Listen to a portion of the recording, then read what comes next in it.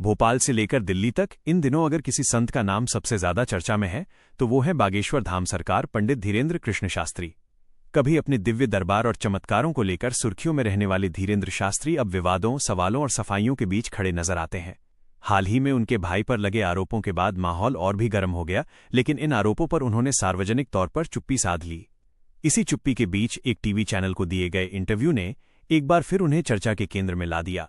इस इंटरव्यू में पंडित धीरेन्द्र कृष्ण शास्त्री ने न सिर्फ अपने जीवन से जुड़े कई अनसुने किस्से साझा किए, बल्कि अपने ऊपर लगने वाले आरोपों, चमत्कारों के दावों और कमाई को लेकर उठते सवालों पर भी खुलकर बात की। उन्होंने साफ शब्दों में कहा कि वो खुद को कोई चमत्कारी बाबा नहीं मानते। उनका कहना था कि हम कोई चमत्कार नहीं करते, सब कुछ बालाजी की कृपा है। ये बयान उन लोगों के लिए चौंकाने वाला था जो उन्हें चमत्कारी बाबा मानते हैं और उनके दरबार में अपनी समस्याओं का समाधान खोजने पहुंचते हैं। हालांकि चमत्कार के सवाल पर भले ही उन्होंने खुद को साधारण बताया हो, लेकिन हिंदू राष्ट्र के मुद्दे पर उनका रुख बिल्कुल साफ और अडिग नजर आया। इंटरव्यू में उन्होंने दो टूक कहा कि वो हिंदू राष्ट्र की बात करते रहेंगे और इससे पीछे हटने का सवाल ही नहीं है। उनके इस बयान ने एक बार फिर सियासी गलियारों में बहस को हवा दे दी। समर्थक इसे आस्था और विचारधारा से जोड़कर देख रहे हैं, तो आलोचक इसे समाज को बांटने वाला बयान बता रहे हैं। इंटरव्यू के दौरान एक और बड़ा सवाल उनसे उनकी कमाई को लेकर पूछा गया। अक्सर सोशल मीडिया और खबरों में ये चर्चा होती रहती है कि बागेश्वर धाम सरकार की आय कितनी है, उनके दरबार से कितना पैसा आता है और वो किस तरह की जीवनशैली जीते हैं। इस पर पंडित धीरेन्द्र कृष्ण शास्त्री ने कहा कि वो किसी से भी पर्ची दिखाने या समस्या बताने के लिए कोई शुल्क नहीं लेते। उनका कहना था कि मैं किसी से कुछ मांगता नहीं हूं।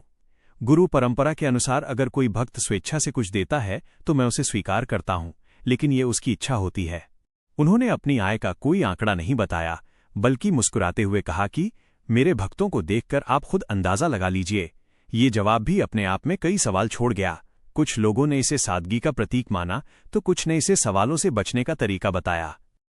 इसी इंटरव्यू में एक ऐसा किस्सा सामने आया जिसने लोगों को सबसे ज्यादा हैरान किया।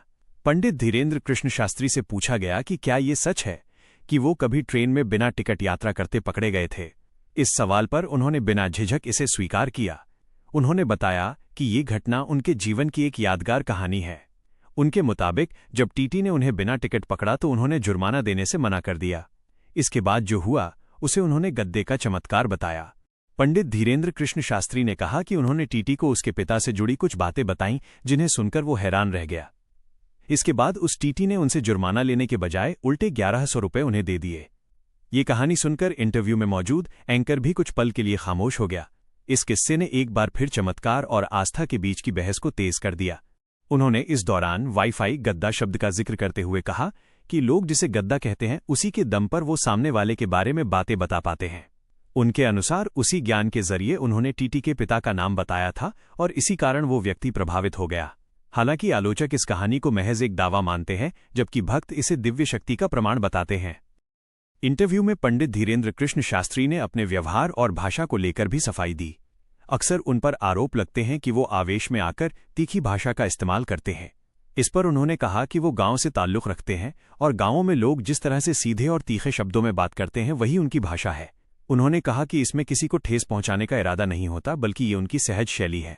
इस पूरे इंटरव्यू के बाद एक बात साफ हो गई कि पंडित धीरेन्द्र कृष्ण शास्त्री खुद को लेकर बन रही छवि से पूरी तरह अनजान नहीं हैं। वो जानते हैं कि उनके हर बयान, हर कहानी और हर किस्से को लोग अलग अलग नजरिए से देखते हैं। कहीं वो आस्था के प्रतीक बन जाते हैं तो कहीं सवालों के घेरे में खड़े दिखाई देते हैं। भोपाल से उठी ये चर्चा अब सिर्फ मध्य प्रदेश तक सीमित नहीं है। सवाल सिर्फ उनके बयानों का नहीं था, बल्कि उस सोच का भी था जो आज के दौर में आस्था, चमत्कार और प्रभावशाली व्यक्तित्वों के इर्द गिर्द बनती जा रही है। ट्रेन में बिना टिकट पकड़े जाने और टीटी को 1100 रुपये देने वाली कहानी ने जहां उनके समर्थकों को रोमांचित किया, वहीं आलोचकों को एक और मौका दे दिया सवाल खड़े करने का। सोशल मीडिया पर इस किस्से को लेकर दो धड़े साफ नजर आए। एक तरफ वे लोग थे जो इसे दैवीय संकेत और गुरु कृपा का प्रमाण बता रहे थे। उनका कहना था कि अगर कोई साधु किसी के मन की बात या उसके पिता का नाम बता दे तो ये साधारण बात नहीं हो सकती। वहीं दूसरी ओर तर्क करने वालों ने इसे एक मनोवैज्ञानिक खेल बताया। उनका कहना था कि ऐसे तरीके पुराने समय से इस्तेमाल होते रहे हैं, जिसमें सामने वाले की प्रतिक्रिया देखकर बातें आगे बढ़ाई जाती हैं। इसी बीच पंडित धीरेन्द्र कृष्ण शास्त्री के हम कोई चमत्कारी नहीं हैं वाले बयान ने भी लोगों को उलझन में डाल दिया, क्योंकि उनके दरबार में आने वाले लाखों श्रद्धालु उन्हें चमत्कारी मानते हैं। भक्तों का कहना है कि उनकी समस्याओं का समाधान दरबार में मिल जाता है, कोई बीमारी ठीक हो जाती है तो किसी का रुका हुआ काम बन जाता है। ऐसे में जब खुद बागेश्वर धाम सरकार ये कहते हैं कि वो चमत्कारी नहीं हैं, तो ये बयान अपने आप में विरोधाभासी लगता है।